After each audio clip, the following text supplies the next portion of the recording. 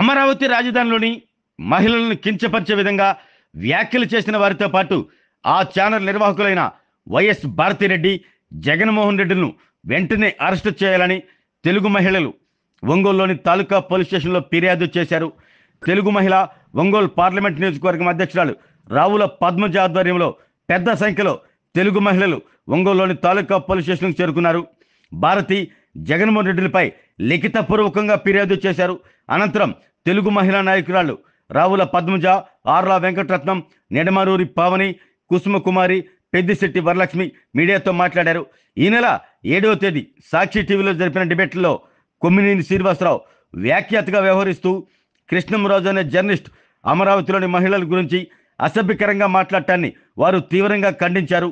అమరావతిలోనే కదా భారతిరెడ్డి నివాసం ఉండటం, అసభ్యకర వ్యాఖ్యలు ఆమెకు వర్తించవా అని ప్రశ్నించారు. అమరావతి రాజధాని నిర్మాణం పురోభివృద్ధిలో ఉన్న సమయంలో దానిని ఎలాగైనా అడ్డుకోవాలనే కుట్రతో ఇలాంటి వ్యాఖ్యలు చేస్తున్నారంటూ వారు విమర్శించారు.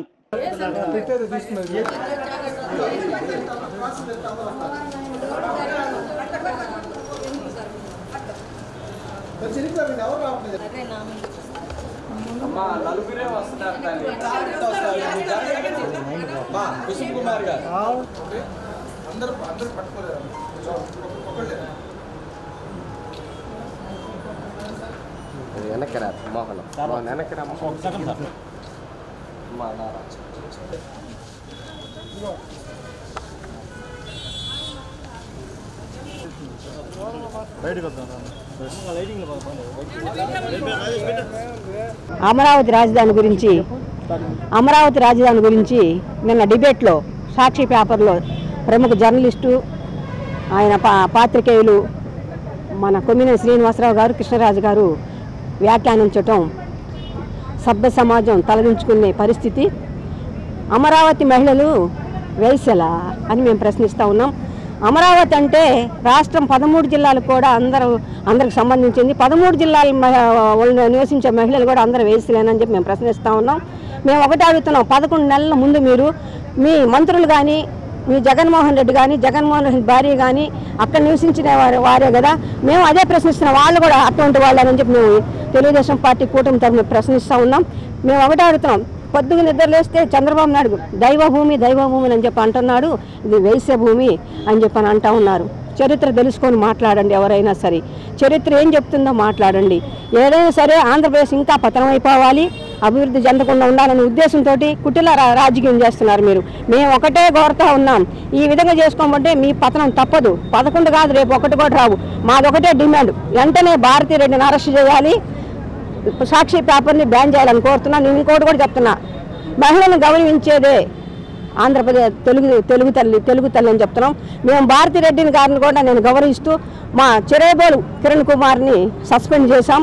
మీరు ఎటువంటి చర్య తీసుకుంటారు? నేను ఇందాక బ్రదర్ కూడా తెలిసింది, ఎవరో అల్లాటప్ప ఒక అబ్బాయిని వచ్చేసి ఆయన తీరటం జరిగింది. ఈ కళ్ళబల్లి మాటలు, కుప్పిగంతులు మానుకొని ఇకనైనా మేము ఒకటే, మా తెలుగు మహిళల తరఫున ఒకటే డిమాండ్, కూటమి మహిళల తరఫున వెంటనే సాక్షి పేపర్ని బ్యాన్ చేయాలి, భారతిరెడ్డి గారిని అరెస్ట్ చేయాలని చెప్పేసి కోరుకుంటా ఉన్నాం.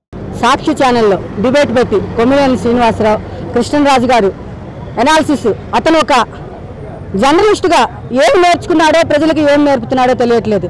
అమరావతిలో ఉన్న ప్రజలందరినీ వేసులుగా చిత్రీకరించి అంత పబ్లిక్ చూస్తుంటే, రాష్ట్రం మొత్తం చూస్తున్న మీడియా ముఖంగా చెప్పడం అనేది మా మహిళలకి చాలా అవమానంగా ఉందండి. అంతేకాకుండా వీళ్ళని ప్రోత్సహిస్తూ సాక్షి ఛానల్ యజమానురాలైన భారతిరెడ్డి గారు వీళ్ళని ప్రోత్సహిస్తూ మాట్లాడమంది కాబట్టి వీళ్ళు మాట్లాడారు. వీళ్ళని మేము ఖండిస్తూ వీళ్ళు వెంటనే అరెస్ట్ చేయాలని చెప్పి శ్రీనివాసరావు గారిని వాళ్ళు అరెస్ట్ చేశారు. కృష్ణరాజు గారిని కూడా అరెస్ట్ చేసి వాళ్ళతో పాటు భారతిరెడ్డి గారిని కూడా అరెస్ట్ చేయాలని చెబుతున్నాము.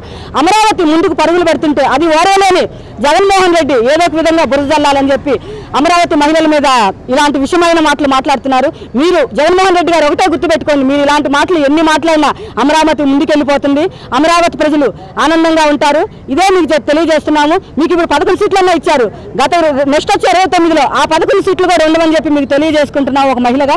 ఇదే విధంగా ఇక్కడ ఒంగోలు తాలూకాలో మేము కంప్లైంట్ ఇవ్వడం జరిగింది. భారతిరెడ్డి గారి మీద, కృష్ణరాజు గారి మీద కంప్లైంట్ తీసుకోమని చెప్పాము.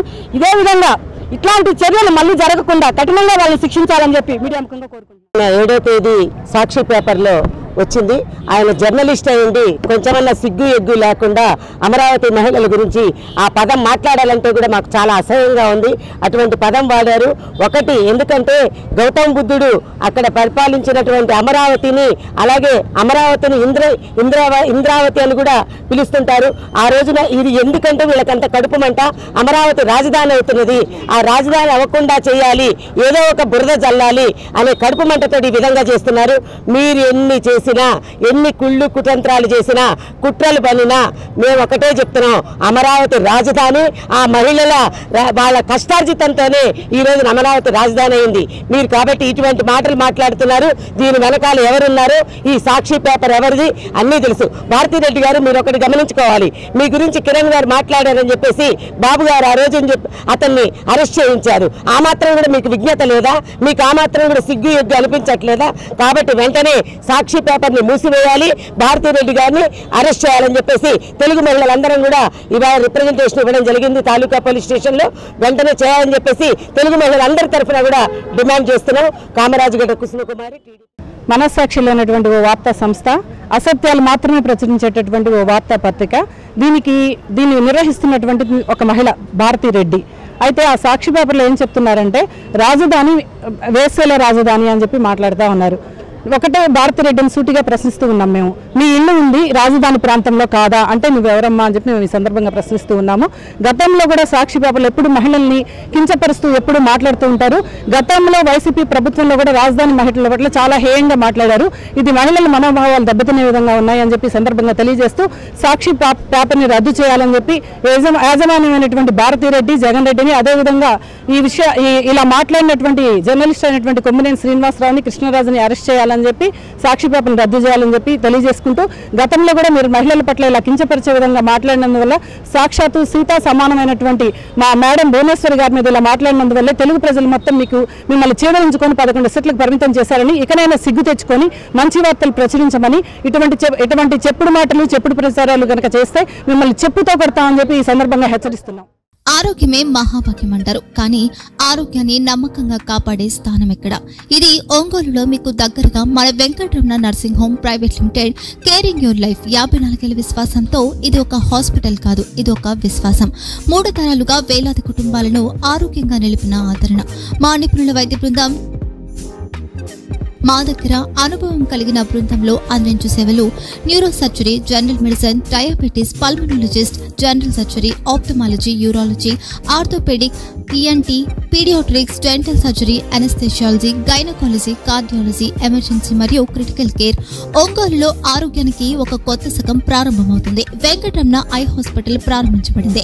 కంటి ఆరోగ్యానికి ప్రత్యేక పరిష్కారంగా ప్రభుత్వ ఉద్యోగులు, రిటైర్డ్ ఉద్యోగులు మరియు వారి కుటుంబ సభ్యుల కోసం EHS ద్వారా వైద్యం. క్యాష్లెస్ సేవలు Medi Assist, Star, GHPL, Aditya Birla, Bajaj Allianz మరియు ఇతర ప్రముఖ హెల్త్ స్కీమ్లు అందుబాటులో ఉన్నాయి.